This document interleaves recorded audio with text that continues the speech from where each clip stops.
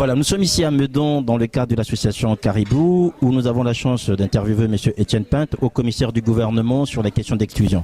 C'est la première fois que je visitais une association qui accueillait uniquement des femmes d'origine subsaharienne, africaine avec enfants. Et donc pour moi j'étais très impressionné de savoir que ça fait maintenant plusieurs années que le responsable de cette association est arrivé grâce à l'accueil de ces femmes et de ces enfants à être en quelque sorte une étape avant un logement définitif. Donc dans un parcours d'insertion, c'est l'idéal.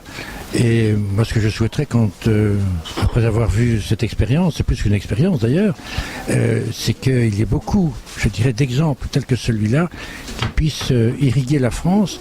Je pense que ça permettrait de dépassionner les problèmes d'immigration, les problèmes d'insertion, les problèmes d'intégration et en particulier de beaucoup de femmes qui sont seules avec des enfants. En cette période de crise, est-ce que la charge de travail qui est la vôtre sur les questions d'exclusion a augmenté? Oui. Depuis 3 ans maintenant, il y a une progression de la pauvreté et de l'exclusion sociale que l'on peut évaluer au travers des associations à plus de 20%. Ce qui veut dire que la pauvreté s'accroît aujourd'hui dans ce pays. Il y a quand même 8 700 000 hommes, femmes et enfants qui vivent sous le seuil de pauvreté, plus de 14% de la population française. Et ce chiffre est en augmentation par rapport aux dernières statistiques d'il y a 2 ans. Alors, ici, vous avez rencontré des femmes avec enfants. Y a-t-il des dispositifs nouveaux qui seront mis en place pour l'année qui arrive, ou pour cette année, ou pour les années d'après, par rapport à ce qui existe déjà sur ces questions d'exclusion et de pauvreté? En principe, le monde associatif, qui déjà opère et accueille des hommes, des femmes et des enfants à travers la France, je dirais, va poursuivre ses actions. Et je dirais les accroître même, puisque ce sont les associations elles-mêmes qui nous disent qu'ils reçoivent, le Secours catholique par exemple, a reçu 1 600 000 personnes l'année dernière. Et sur les premières semaines de cette année, il y a une progression relativement importante encore. Ce qui veut dire que toutes les associations, chacune, je dirais, dans leur créneau d'intervention et de responsabilité, voient s'accroître la pauvreté et l'exclusion, et donc sont amenées à y faire face en demandant bien sûr l'aide des pouvoirs publics, puisque l'hébergement en particulier, l'accueil, relève de l'État, même si l'État a confié au monde associatif le soin de gérer ses responsabilités à sa place. Avez-vous un message aujourd'hui à faire passer aux différents acteurs qui interviennent sur ces questions en France?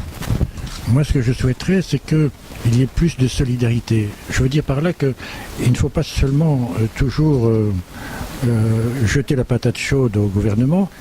Toute la chaîne des pouvoirs publics, que ce soit l'État, les collectivités territoriales, le monde associatif, et je dirais chacun d'entre nous, nous sommes comptables des problèmes de lutte contre la pauvreté et l'exclusion sociale.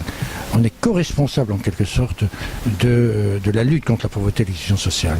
Et donc cette co-responsabilité, nous devons tous la partager en permanence. Merci Étienne Pinte.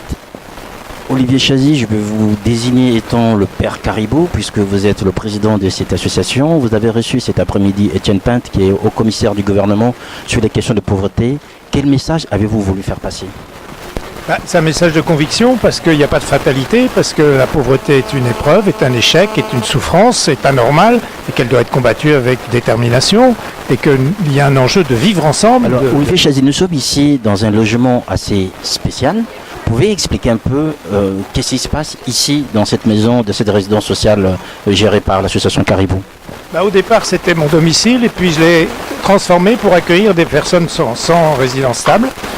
Olivier Chazy, on va quitter Meudon pour l'Afrique, notamment à Kinshasa. Que fait Caribou au Congo RDC? Alors, il y a une deuxième association qui s'appelle aussi Caribou, qu'on dirige également, et qui s'occupe d'enfants des rues. À Kinshasa, il y a 25 000 enfants qui vivent et dorment dans la rue, et notre association a accueilli 420 enfants et les a ramenés dans leur famille biologique. Donc notre travail, c'est d'aider la maman et le chef de famille à retrouver son autonomie, pour soigner, scolariser et nourrir tous ces enfants. Donc c'est une action qui réussit formidablement, puisqu'on a seulement 4% d'échecs.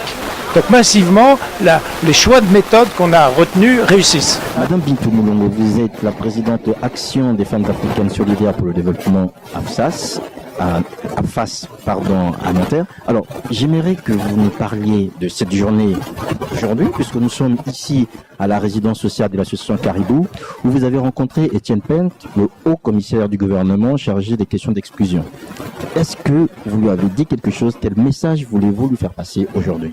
Je ne pourrais pas louper cette occasion de rencontrer Etienne Pent parce que non seulement la lutte contre les discriminations, c'est notre créneau ici en France. L'action des femmes africaines solidaires a été, avec le mouvement Ni Pit Ni Soumise, parmi les 15 associations nationales qui militent pour les causes nationales de lutte contre les violences faites aux femmes et les discriminations de tout genre. Donc aujourd'hui, nous sommes venus en soutien de cette association Caribou qui est membre de notre réseau. Nous travaillons ensemble depuis plus de 10 ans. Nous avons été ensemble dans l'accompagnement des associations congolaises de France, notre association la PACOF. Et aujourd'hui, cette association qui réside à Médon, avec cette visite d'Etienne Pent, il nous a fallu vraiment montrer l'unité, la solidarité qui règne entre les associations membres de notre réseau. C'est pourquoi nous sommes là, pour encourager, pour témoigner aussi du travail qu'il fait, que nous sommes témoins au Congo, à Kinshasa, avec son microcrédit qu'il donne aux femmes et la réunification des enfants des rues dans notre capitale de Kinshasa. Voilà pourquoi nous avons été aujourd'hui, pour l'accompagner, pour témoigner et pour aussi voir les perspectives d'avenir par rapport à cette démarche de lutte contre l'exclusion, mais aussi la problématique des logements pour les migrants ici en France, et il fallait le poser avec une haute autorité comme Etienne Pent aujourd'hui. Alors rapidement, vous allez nous dire un mot sur ce label Cause Nationale, parce que c'est quelque chose qui vous tient à cœur. Ça consiste à quoi concrètement? Ça consiste à être reconnue ici en France comme étant une militante d'une cause qui a été déjà promulguée au niveau du gouvernement comme une cause nationale. Entre autres, le chômage des jeunes. Nous militons contre le chômage de masse des jeunes, la discrimination faite aux femmes, les violences faites aux femmes que nous avons portées avec les mouvements Ni Pit Ni Soumise à l'époque des Xavier, et que ça a été grâce à ces combats avec Fadela Amara et tous les autres promulgués ici en France comme une cause nationale. Et là, les emplois jeunes, les emplois d'avenir, nous l'avons porté avec le mouvement d'avenir lors de notre cérémonie de remise des prix en 2010 où on avait intitulé la cérémonie Femmes debout. Aujourd'hui, nous sommes à l'étape Femmes debout, Femmes actives. Donc, il y a une continuité dans le travail accompli sur les territoires qu'on aimerait quand même qu'il y ait cette reconnaissance nationale en nous octroyant ce label, comme toutes les autres associations qui militent pour les causes nationales. Alors, on va terminer cet entretien, Madame Bintou Moulongo. Vous avez été assez discrète sur vos actions en Afrique. Je sais que vous travaillez beaucoup en RDC, notamment sur les questions liées aux violences faites aux femmes dans le Nord Kivu. Où en êtes-vous aujourd'hui? Quelle est la situation aujourd'hui? La situation aujourd'hui, bien que notre cher frère et confrère Denis Mukwege a frôlé un peu le positionnement pour le prix Nobel cette année, mais nous sommes en pleine évolution. Alors concrètement, est-ce que la situation des femmes dans ce coin de la RDC a évolué? Est-ce qu'on sent une amélioration, notamment les victimes liées aux violences sexuelles? Amélioration, je peux dire physique, oui, parce que nos hôpitaux les ont pris en charge. Mais au niveau de l'insertion professionnelle, rien n'a été fait. Et c'est pour cela que nous voulons en faire notre cheval de bataille pour 2014. Il faut qu'on arrive à créer des lycées techniques et professionnels. Ça manque cruellement. C'est là où on peut envisager arriver à faire des unités de transformation de toutes les richesses que Dieu nous a données dans ces recoins. C'est là où on peut créer des entités de production agroalimentaire. Mais si les gens ne savent pas comment faire, c'est toujours un problème, parce que transformer nos ressources naturelles en gains de partenariat entrepreneurial, c'est primordial. Et c'est là où on peut espérer entrer un jour en compétitivité commerciale avec les pays qui désirent vraiment nous aider. Parce que tendre la main, c'est bien, mais apprendre à pêcher, c'est mieux encore. Vous ne le trouvez pas, vous? Tout à fait. Voilà. Donc, c'est sur cet adage que nous allons rester. Tendre la main, c'est bien, mais apprendre à pêcher, c'est encore mieux.